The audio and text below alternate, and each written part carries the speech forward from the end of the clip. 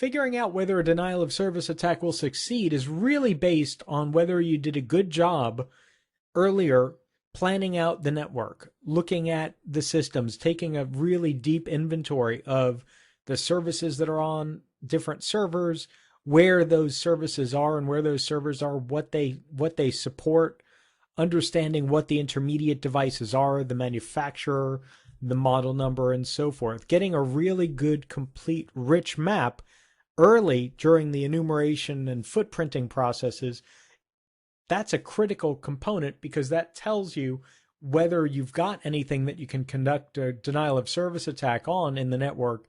And if you can, it tells you what to attack, where to attack it. These machines are web servers. These are switches. These are clients that are vulnerable to this type of attack or that type of attack.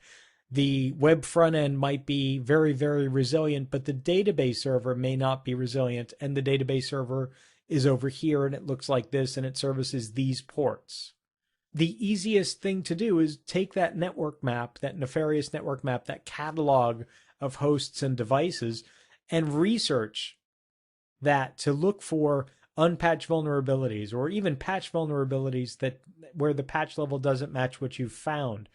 So rather than brute force flooding a server, you may only need to really give it a certain type of traffic or a certain header of data to actually conduct a denial of service attack instead of having to flood the entire network or just ram traffic down the server's throat or the service's throat. You may only need to construct very specific queries.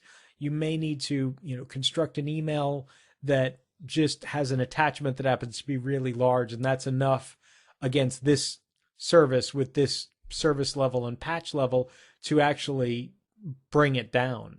I will mention here that conducting a denial of service attack against a target server, if a target server has a number of services on it, you're actually attacking not just the service, but you're attacking the host itself.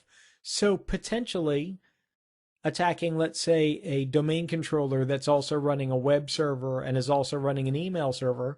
Well, great. If you can bring one of those services down or make it consume too much resource, you could potentially affect the other services.